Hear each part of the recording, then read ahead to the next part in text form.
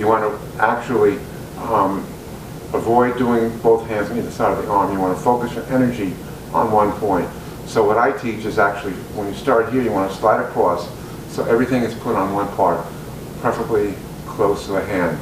And you're going to come down hard with a ki and kind of bend all your weight into it so all the power is on the hand. So grab a little bit with the other hand too, a little bit. Okay. So basically, all you're trying to do is buy yourself breathing room. So once again, the person there, grab me. As you can pull down, you want to turn your chin in. So now my chin is between his arm and my throat. First we were here.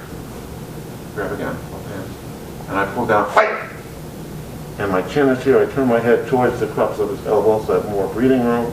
And I come in, elbow strike, and maybe get out one way or another in order to continue.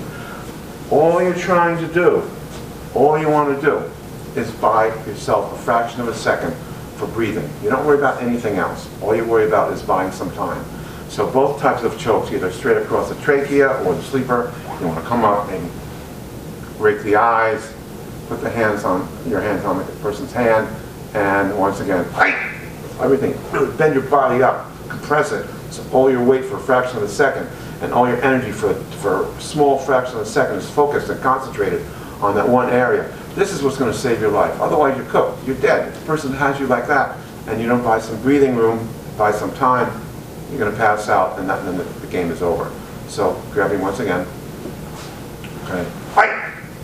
Get your chin down there, come and bang, and then you can continue with your karate skills. Okay, that is an escape. Really, is more for adults. Anyone can learn it, practice it. I think the younger you start learning that particular technique, the more beneficial it'll be. But in reality, it takes some pretty good training. It's something, of course, you could do in the dojo. If somebody really wants to hurt you when they attack you, that's the attack. That's something we practice more in the karate school. I just wanted you to be aware that these were possible. Okay, so that's quite a lot of self-defense techniques, and a couple of others which are worthwhile we cannot do a shot for. Most rear attacks are ones that you don't see coming, and usually the attacker wants to ambush you.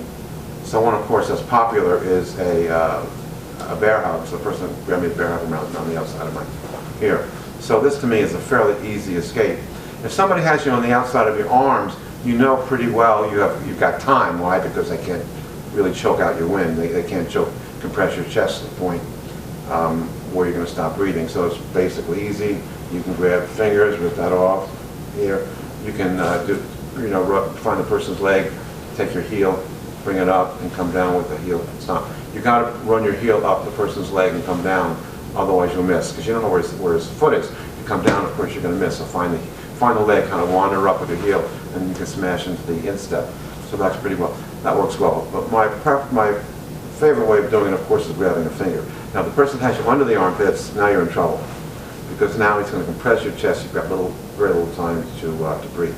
Some things I've seen that can work is you take the four knuckles and smash very hard here. That maybe will make the person loosen up a little bit to help you get away. You can take the finger, the thumb, and maybe rip that off. Maybe you can just grab a finger, grab a little tighter. You want to see how hard it is to get. So you want to peel the finger off.